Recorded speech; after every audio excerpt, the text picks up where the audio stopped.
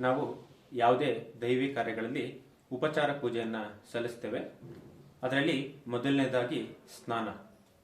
ಅಲ್ಲಿ ನಾವು ಒಂದು ಶ್ಲೋಕವನ್ನು ಬೆಳೆಸ್ತೇವೆ. ಗಂಗೆ ಚ ಯಮುನೆ ಚೈವ ಗೋದಾವರಿ ಸರಸ್ವತಿ ನರ್ಮದೆ ಸಿಂಧು ಕಾವೇರಿ ಜಲೇಸ್ಮಿನ್ ಸನ್ನಿಧಿಂ ಕುರು.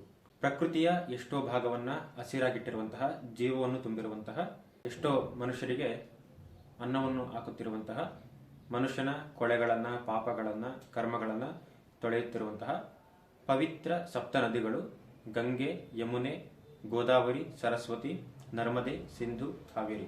ಈ ಸಪ್ತ ನದಿಗಳು ಇದರಲ್ಲಿ ಬಂದು ನೆಲೆಸಲಿ.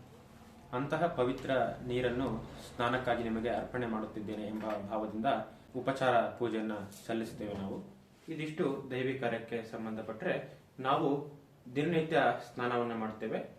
ಆಗ ಕೂಡ ನಮ್ಮ ಭಾವ ಇದೇ ರೀತಿ ಇರಬೇಕು. ಮನುಷ್ಯನಿಗೆ ಶುಚಿತ್ವ ಬಹಳ ಮುಖ್ಯ. ಅದರಲ್ಲಿ ಅಂತರ್ ಶುಚಿತ್ವ ಮತ್ತೆ ಬಾಹ್ಯ ಶುಚಿತ್ವ ಅಂತ ಬರುತ್ತೆ. ಬಾಹ್ಯ ಶುಚಿತ್ವ ಅಂದ್ರೆ ನಾವು ಏನೇ ನೀರು ಹಾಕೊಂಡು ಏನೋ ಸ್ನಾನ ಮಾಡ್ಕೊಂಡ್ರೆ ನಾವು ಶುಚಿತ್ವ ತಗೊಂತೀವಿ. ಬಟ್ ಅಂತರ್ ಶುಚಿತ್ವ ಕೂಡ ಆಗ್ಬೇಕು ಅಂತಂದ್ರೆ ಅದಕ್ಕೊಂದು ಮಹತ್ವ ಬರಬೇಕು ನೀರಿಗೆ. ಈ ಭಾವ ಬರಬೇಕು ನಮಗೆ. ಆ ಸಪ್ತ ಪವಿತ್ರ ನದಿಗಳು ಕೂಡ ಇಲ್ಲಿದ್ದಾವೆ, ಇಂತಹ ನೀರನ್ನು ನಾನು ಉಪಯೋಗಿಸ್ತಾ ಇದ್ದೀನಿ, ಇದರಿಂದ ನನಗೆ ಶುಚಿತ್ವ ಬರುತ್ತೆ ಅಂತ ಒಂದು ಭಾವನೆ ನಮಗಿದ್ರೆ ನಮಗೆ ಅಂತರ್ ಶುಚಿತ್ವದ ಜೊತೆಗೆ ಬಾಹ್ಯ ಶುಚಿತ್ವ ಇವೆರಡೂ ಕೂಡ ನಮಗೆ ಲಭಿಸ್ತವೆ. ಧನ್ಯವಾದಗಳು.